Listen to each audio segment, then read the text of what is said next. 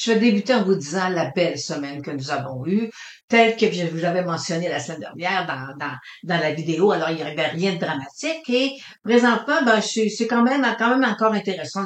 On devrait avoir quelque chose d'intéressant cette semaine aussi. Mais ce qu'on a vécu, c'est les marchés, on a eu des nouveaux hauts d'année. La Fed a baissé ses taux d'intérêt, le marché canadien aussi. On a aussi le Nasdaq qui a fait un 7e mois de hausse. Écoutez, là, ça faisait longtemps qu'on n'avait pas vu ça.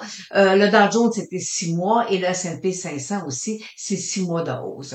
Ce qui a retenu notre attention cette semaine, là, c'est NVIDIA qui a fait des annonces. À un moment donné, je dis non, il a-tu pogné le twist de M. Trump? Ça l'a fait quasiment pas de bon sens. Alors, je vais vous épargner toutes les annonces qu'il a faites. Et NVIDIA, au niveau de sa capitalisation boursière, ben, il a descendu en dessous de 5 000 milliards, là. Alors, fait que c'est quand même une belle, grosse entreprise intéressante. Alors, c'est ce qu'on va faire tantôt. On va aller l'analyser. Avant, je vais aller vous montrer cette semaine les résultats financiers qui se présentent à nous. Alors, sur le marché canadien, vous le voyez, on a BCA, on a McDonald's, on a lundi soir Palantir. Alors, fait qu'on va avoir là, surveiller là sur notre Facebook, on vous met là la fermeture des marchés, les titres qui ont déposé le résultat et est-ce que c'est des fois des résultats qui sont favorables ou les titres vont être haussiers ou baissiers. Alors, fait qu'on a quand même encore une très belle semaine devant. Et vous savez que je travaille beaucoup avec le Ishimoku et dans mes zooms que je fais avec mes clients, ben c'est vraiment vous permettre de mieux approfondir la technique Ishimoku. La technique Ishimoku, au départ c'est des supports des résistances, c'est très très très visuel, mais il y a il y a un petit ajout que je fais avec la technique Ishimoku qui nous permet d'aller chercher des tendances soit à la hausse ou à la baisse là, d'ici les prochaines semaines. Alors, fait que c'est un petit, moi je dis c'est un petit bijou. OK, alors, à court terme. Parce qu'à long terme, on a la technique point de figure qui nous guide à long terme, mais le Ishimoku, pour le court terme, là, pour quelques semaines, il est tout simplement fabuleux. Alors, allons voir le titre de NVIDIA avec la technique Ishimoku. Alors, le titre d'NVIDIA, c'est la plus grosse capitalisation boursière au niveau du S&P 500 et j'avais donné à mes clients ici la semaine passée qu'on devrait en principe aller tester là, le 200 $, c'est ce qu'il a fait et on a un Fibonacci qui pourrait nous emmener jusqu'à 220. OK. Alors, puis vous voyez là, mes moyennes mobiles 8,34 sont haussières, ma moyenne mobile 200 elle est haussière. Alors, c'est un titre qui a du potentiel quand on le regarde comme ça. Alors maintenant, on va aller voir avec son Ishimoku. Est-ce que le Ishimoku peut nous donner une autre tendance insoupçonnée? Alors, avec le Ishimoku, ce qu'on constate, voyez-vous ici, là, je vous ai mis une ligne ici, un support autour de 180 $. Alors ça, c'est un point qui est important, qui pourrait devenir problématique si jamais le NVIDIA le percède. Ici, on a oui, aussi, voyez, on a un autre ici, là, on a un autre à 185. J'ai un petit support là et j'en ai ici là qui se présente. Alors, fait qu'on a beaucoup de petits supports si jamais le titre voulait corriger, qui pourrait là, stopper sa descente.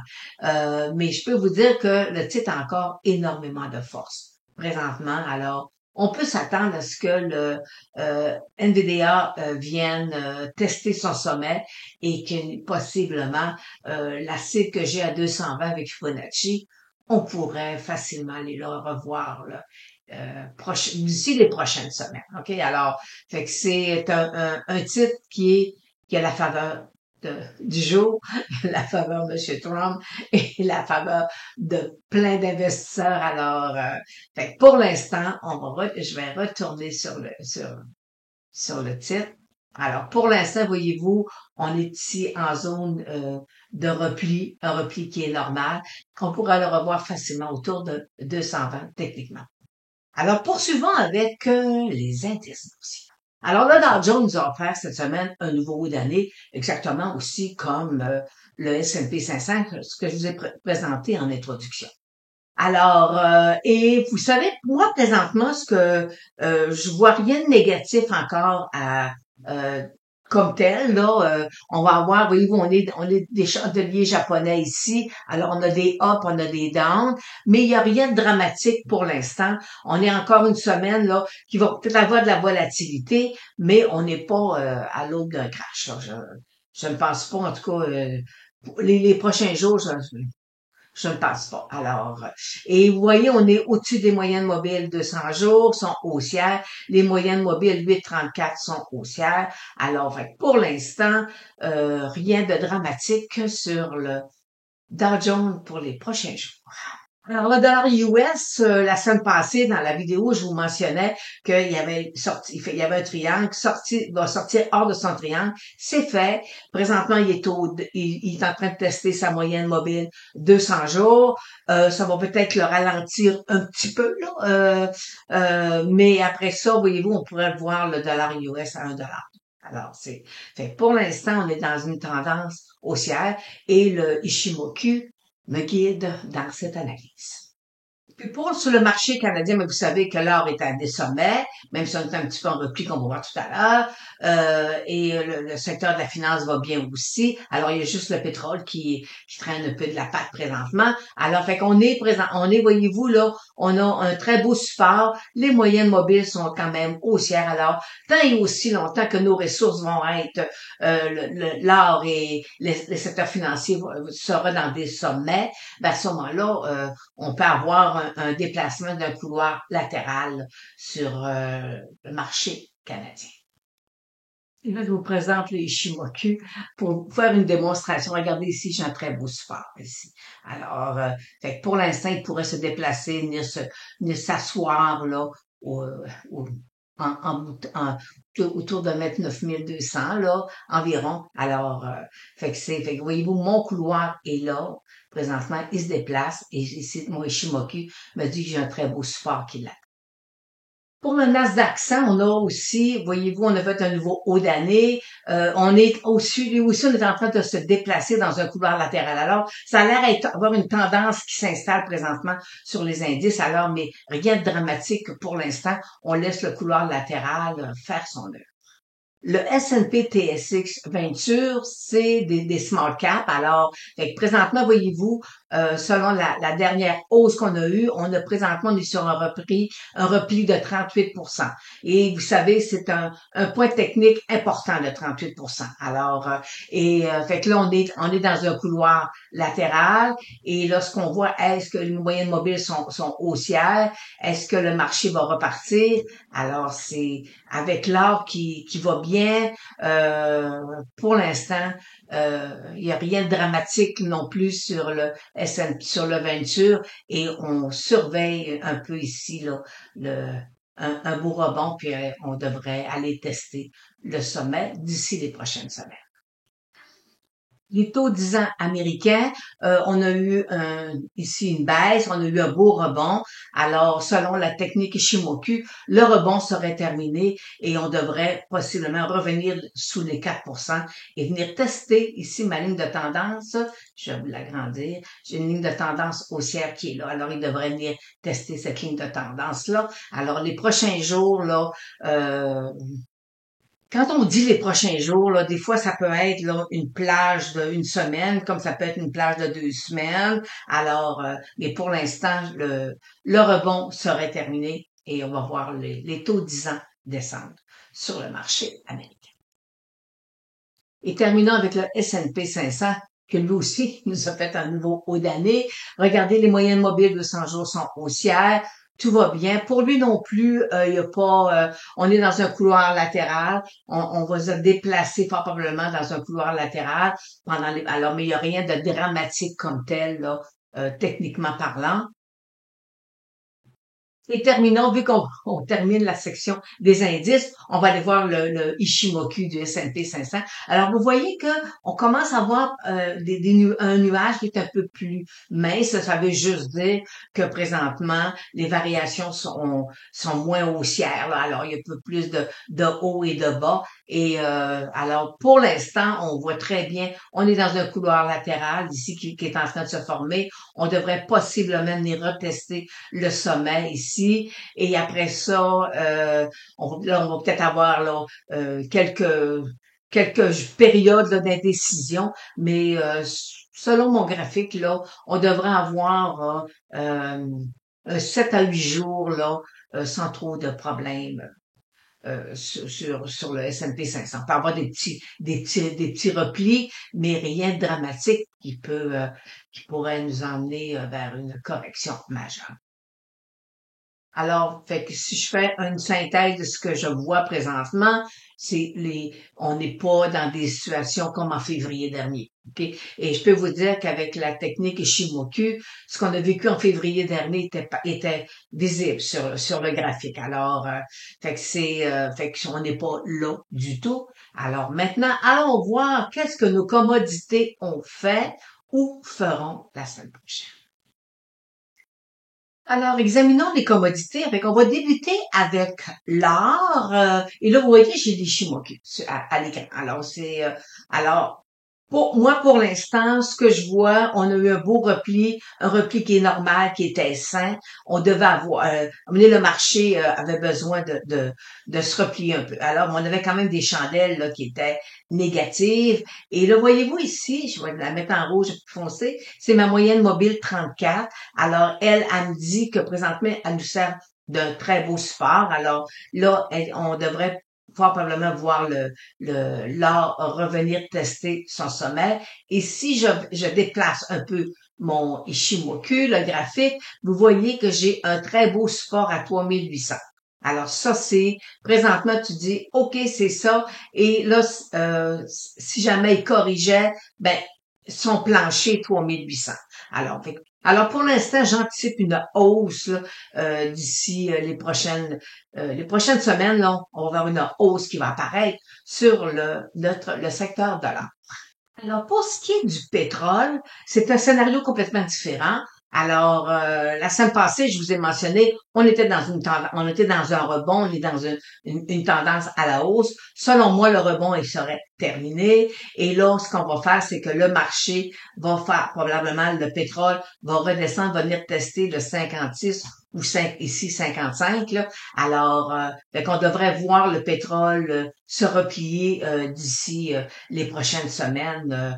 Alors, fait que c'est à 55 dollars là, ça va devenir intéressant pour pouvoir commencer à s'accumuler puis à examiner comment le pétrole va se comporter. Alors, puis là, ben, voyez-vous, on est sur les Shimoku, mais vous avez en même temps, voyez-vous, ma moyenne mobile de 100 jours qui est baissière. Il est ici, son triangle il était sorti, qui devenait un support, qui devient maintenant une résistance. Alors, vous voyez ici, là, on est vraiment là un petit nuage, petit serré, là, alors qui va faire que possiblement on va le voir redescendre. S'il casse le support ici, euh, selon moi, techniquement parlant, le pétrole est en tendance baissière pour les prochains jours ou prochaines semaines.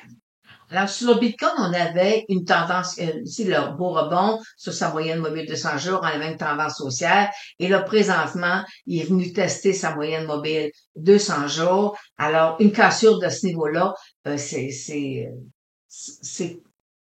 un peu dramatique pour le Bitcoin. Et moi, je m'attends à ce que le marché, le Bitcoin casse sa moyenne mobile de 100 jours. Alors, fait que c'est pas tellement haussier. Puis je vais aller voir qu'est-ce que le Ishimoku m'indique. Voyez-vous ici, j'avais un très beau support et il l'a pas percé. Alors, fait que le rebond serait terminé et on va venir tester ici sa moyenne mobile de 100 jours et son prochain support est là. 105 dollars. Prochain support là, sur le Bitcoin est autour de 105 dollars. Alors, selon mon analyse avec la technique Ishimoku, la tendance haussière, elle est terminée. Il y a eu un très beau rebond et présentement, on va aller On devrait corriger pendant un certain temps, mais vous savez que la moyenne mobile 200 jours, elle est très importante et mes moyennes mobiles 834 doivent venir me confirmer que la tendance baissière sera enclenchée. Alors, et vous voyez, on fait du Ishimoku, on regarde nos graphiques, puis après ça, on vient mettre du conventionnel, on travaille avec nos moyennes mobiles, et là, ça vient confirmer qu'effectivement, il y aurait une tendance baissière qui s'installerait sur le Bitcoin. Et là, le graphique que vous voyez sur les commodités, je le travaille sur le site de NetDania, qui est un site gratuit.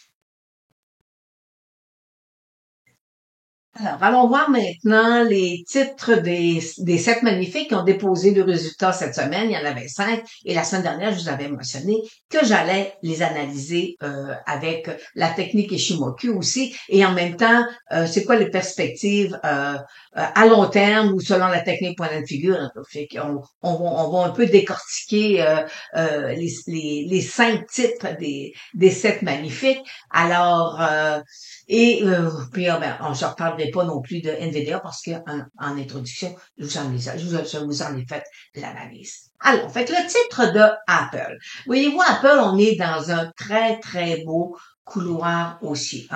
Puis là, il nous fait une chandelle ici, une chandelle qui est un peu plus négative sur le titre comme tel. Alors, son support à 260 avec à l'intérieur qui vient de tester ici son couloir haussier. Alors, c'est le point technique à surveiller, mais selon la technique Ishimoku, on s'apprête à rentrer dans une zone de consolidation. Bon, Amazon nous fait aussi un nouveau haut d'année. Alors, ce qui dit au nouveau haut d'année invalide si on a des cibles, point de figure à la baisse, on remet le compteur à zéro et tout se termine là au niveau des objectifs à la baisse. Alors ici, on a une belle chandelle baissière et on a quand même ici, voyez-vous, on a un support ici autour de 228. Et regardez ici, mon support ici, que tout à l'heure je voyais sur la technique conventionnelle, avec le Ishimoku, je l'ai ici. Alors, on peut s'attendre, on est présentement là, on est dans une zone de consolidation avec la technique Ishimoku sur le titre de Amazon. Alors, Google aussi nous a fait un nouveau haut d'année mais pas quand même, vous savez, c'est des chandelles qui sont baissières, par contre. Alors, on voit ici, là, je suis autour de près de 257. On avait un couloir latéral, il l'a percé. Alors, allons voir avec les Shimoki, voir si j'aurais un support qui diffère un peu de celui sur ma technique conventionnelle. Ce qui m'indique présentement avec le Ishimoku, c'est qu'on serait dans une zone de consolidation. Alors, pendant peut-être les prochaines semaines, là, je serais surprise qu'on nous offre un nouveau sommet. Ou si on nous offre un nouveau sommet, ben, ça pourrait être plus dangereux d'avoir un bull trap. Bon, mais ta plateforme, c'est celui qui est le plus négatif là, dans les 7 magnifiques. Là. Alors, fait que lui, il a cassé, il est sous sa moyenne mobile de 100 jours. Alors, présentement, ce qui est le marché m'indique que ta plateforme serait plutôt baissier. Alors, avec son Ishimoku, vous voyez ici, si je vais vous mettre ici une ligne sur un support. C'est ça qu'il a testé dans les 2 derniers jours. Puis son prochain support, je vais aller vous en mettre une autre, son prochain support sera autour de 610 à peu près. Alors, pour l'instant, voyez-vous, on est quand même en tendance baissière. Puis, voyez-vous, il n'a pas été capable de percer son nuage. Alors là, je vous présente la technique point de figure du titre de Metaplateforme. Nous sommes sur le site de Dorsey, un site payant, mais StockChart a la version gratuite. Alors, présentement, ce qu'on voit, c'est que le titre de Metaplateforme a encore de la place à baisser, techniquement. Un autre site aussi qui nous a fait un nouveau haut d'année, mais voyez-vous, avec des chandelles baissières. Alors là, il est revenu à l'intérieur de son couloir latéral. Alors, allons voir avec la technique Ishimoku, voir si je pouvais avoir un autre support là qui serait plus important là que son couloir latéral. Et voilà la réponse. Alors, voyez-vous, les Shimoku, on peut travailler à court terme, ben, vous aurez 3, 4 semaines, là, ça peut aller jusqu'à 5 semaines, voir comment les prochaines semaines. Et par contre, avec vous, on a aussi les nuages ici. Alors, on voit très bien que si il sort au 509 ici, ça veut dire qu'à ce moment-là, on aurait une tendance baissière sur le titre de Microsoft. Alors, ici, là, ça se fait, c'est un point important. Et là, je vous présente la technique point de figure sur Microsoft.